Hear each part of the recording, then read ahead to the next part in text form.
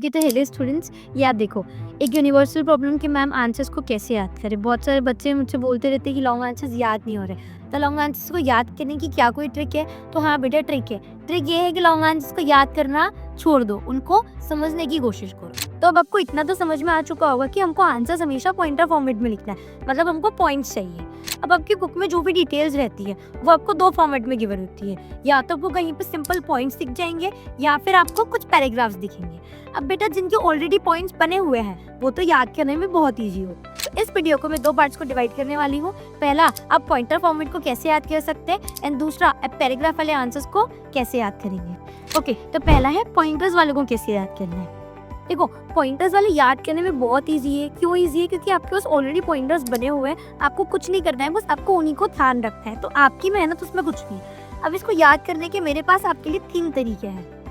तो सबसे पहला तरीका है कीवर्ड मेथड। मतलब क्या कि आप पहले पूरा टॉपिक पढ़ लो, सारे उसके पॉइंट्स टैली कर लो एंड उसको रिकॉल करो उसकी कीवर्ड से कि उस टॉपिक में हमने क्या कीवर्ड्स पढ़े थे। इसमें मैं आपको एग्जांपल दूंगी अकोमोडेशन इन बेल्जियम का। हमने पढ़ा है बेल्जियम मॉडल ऑफ गवर्नमेंट, तो हमको पता है उसमें 4 पॉइंट्स है। तो हम 4 पॉइंट्स को हम याद कैसे करेंगे कि पहले पॉइंट में हमको सेंट्रल गवर्नमेंट की बात करी है, दूसरे पॉइंट में बोला है दोनों रीजन्स की 2 अलग अलग स्टेट गवर्नमेंट्स बनेगी, थर्ड पॉइंट में बोला है ब्रुसेल्स की एक सेपरेट गवर्नमेंट बनेगी, एंड फोर्थ पॉइंट में बोला है कम्युनिटी गवर्नमेंट बनेगी। तो अपने की पॉइंटर्स से ये सारे पॉइंट्स को याद रख लिया। ठीक यार, अब दूसरा फॉर्मेट जो होता है वो क्रोनोलॉजी या फिर स्टोरी फॉर्मेट होता है। कैसे कि फॉर एग्जांपल हमको डिसेंट्रलाइजेशन की कुछ पॉइंट्स याद करने हैं, तो ऐसे तो याद नहीं होंगे हमको, तो हमने एक स्टोरी बनाई क्या कि 1992 में डिसेंट्रलाइजेशन आया था।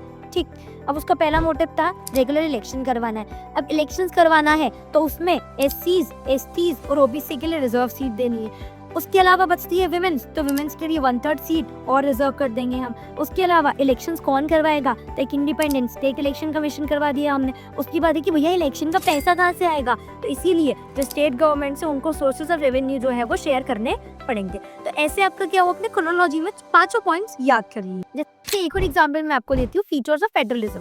तो इसमें हम शुरू कैसे करेंगे कि फेडरलिज्म का मतलब ये होता है कि पावर जो है वो 2 या 2 से सब यूनिट्स में डिवाइडेड होती है। तो हमारा पहला पॉइंट ये याद हो गया। फिर हमारा नेक्स्ट पॉइंट कि क्योंकि इनको गवर्न करना है सिटीजन्स को, तो इनके जुरिस्डिक्शन अलग अलग होते हैं। अब ये जुरिस्डिक्शन कहाँ पर लिखे हैं, तो हमारे कॉन्स्टिट्यूशन में लिखे हुए हैं। तो थर्ड पॉइंट आपका हो गया कॉन्स्टिट्यूशन में मेंशन है। देन नेक्स्ट आपसे है कि कॉन्स्टिट्यूशन क्या कोई एक लेवल चेंज कर सकती है, तो नहीं, सारी लेवल्स को मिलकर चेंज करना पड़ेगा। तो तुम समझो कि क्रोनोलॉजी एक स्टोरी के फॉर्मेट में हम चल रहे हैं। देन इसी में आपकी थर्ड टेक्निक है निमोनिक टेक्निक। फॉर एग्जांपल जो challenges face by political parties है उसमें हमको पता है कि 4 पॉइंटर्स है, तो उनको कैसे याद करूंगी मैं निमोनिक टेक्निक से। तो कैसे याद करूंगी, डेमोक्रेसी और डायनेस्टी में चाहिए मनी, मसल और चॉइस। तो इससे क्या याद हो गया, मेरा 4 पॉइंट्स याद हो गए। डेमोक्रेसी से याद हो गया मुझे कि वहाँ पर इंटरनल डेमोक्रेसी नहीं है। डायनेस्टी से मुझे याद हो गया डायनेस्टिक सक्सेशन वाला पॉइंट। उसके बाद मनी एंड मसल से मुझे याद हो गया role of money and muscle power. And last point choice से मुझे याद हो गया रोल ऑफ मीनिंगफुल चॉइसेस। तो मुझे नहीं लगता अब आपको पॉइंटर वाली चीज़ों को याद करने में दिक्कत आएगी। एक मेन प्रॉब्लम जो अब आप लोगों को होने वाली है वो क्या है कि पैराग्राफ फॉर्मेट वाले आंसर्स को कैसे याद करेंगे।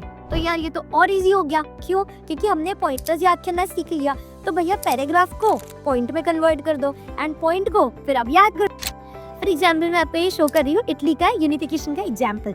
जैसे अब ये पूरा आपके पैराग्राफ फॉर्मेट में लिखा हुआ है, इसी में आप एक अच्छा सा पिक्टोरिकल डायग्राम भी बना सकते हैं। इसके अलावा हम इसके पॉइंट्स आप कैसे जस्टिफाई करेंगे कि पहला पॉइंट, इटली में बहुत ज़्यादा डिसइंटीग्रेशन थे, बहुत सारे अलग अलग तरीके के लोग हुआ करते थे। वहाँ पर 7 स्टेट थी जिसमें से एक इटालियन प्रिंसली हाउस जो जिसे रूल करते थे विक्टर इमानुएल सेकंड। ठीक है, तो मेरा पहला पॉइंट हो गया। फिर दूसरा पॉइंट मेरा क्या हुआ कि यार इटली जो है वो 3 पार्ट्स में डिवाइडेड है, नॉर्थ वाले में, मिडिल वाले में एंड साउथ वाले में। ठीक है, तो ये 3 हमने इस बारे में लिख कि नॉर्थ में हमारे यहाँ ऑस्ट्रियन किंग्स ऑफ स्पेन है, सेंट्रल में हमारे यहाँ पेपल स्टेट है एंड साउथ में हमारे यहाँ बर्बन किंग्स ऑफ स्पेन है। तो ये हमने मेंशन। फिर थर्ड पॉइंट में हमने बताया कि किसी भी मैसिनी ने बहुत ज्यादा कोशिश करी थी बट वो अनसक्सेसफुल रहे।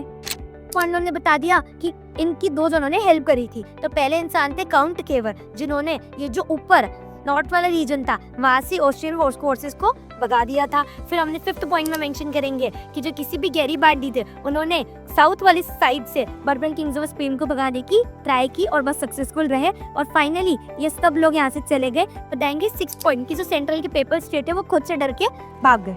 एंड लास्ट पॉइंट में आप कंक्लूड कर देंगे कि 1861 में जो विक्टर एमानुएल सेकेंड है वो इटाली के राजा घोषित हुए।